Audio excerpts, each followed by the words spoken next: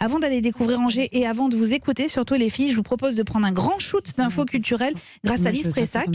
Et il ne sera pas question de truffade parce que direction le bioparc de Douai-la-Fontaine pour commencer, Lise. Oui, vous connaissez peut-être Jacinthe, on n'est pas très loin d'Angers. Douai-la-Fontaine, bien sûr. Bah oui, comme chaque année, le bioparc invite des artistes nigériens pour un événement intitulé De la sculpture à la nature.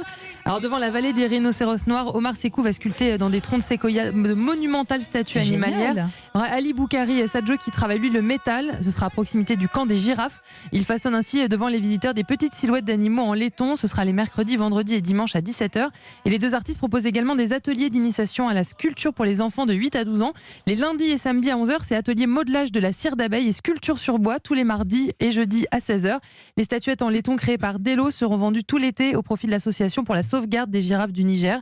De la sculpture à la nature, c'est jusqu'au 31 août au bioparc de Douai-la-Fontaine, c'est donc dans le Maine-et-Loire. Ça donne très très envie. Lise, vous nous emmenez maintenant visiter des cabinets de curiosité à Landerneau dans le Finistère. Oui, au cœur d'un ancien couvent du XIIe siècle reconverti en lieu d'exposition depuis 2012, le fonds Hélène et Édouard Leclerc. L'exposition cabinet de curiosité, comme son nom l'indique, est une sorte de cabinet de curiosité mais géant composé de 1500 pièces. Elles proviennent toutes des collections privées ou de musées nationaux comme le Muséum national d'histoire naturelle, le musée de la chasse et de la nature et même du génial musée d'anatomie de Montpellier dont je vous avais parlé la semaine dernière. Œil démontable, buste de femme à barbe, chimère empaillée, minéraux millénaires, collection de sabliers. Tous ces objets étranges sont à voir au fond Hélène et Édouard Leclerc. C'est à Landerneau, dans le Finistère, jusqu'au 3 novembre. Et puis on finit comme chaque jour avec de la musique.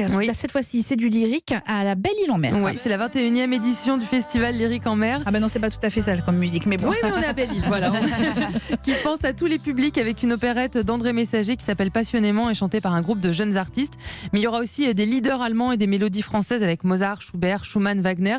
C'est en nocturne à la Citadelle Vauban, le tout interprété par le baryton français Edwin Crossley-Mercer.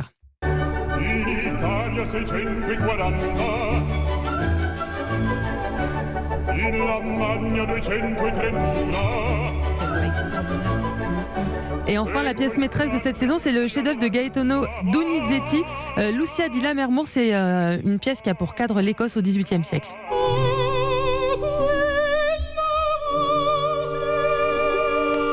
Alors là, je vous fais écouter la voix de la calasse. Je triche un peu, mais c'est pour vous donner une idée de l'œuvre. Ce sera une production maison du Festival de Belle-Île qui est signée de la metteur en scène écossaise Denise Mulholland les 5, 7, 13 et 16 août à 20h. Et sinon, le Festival Lyrique en mer, c'est à partir d'aujourd'hui, ce soir et jusqu'au 16 août à Belle-Île-en-Mer, dans le Morbihan.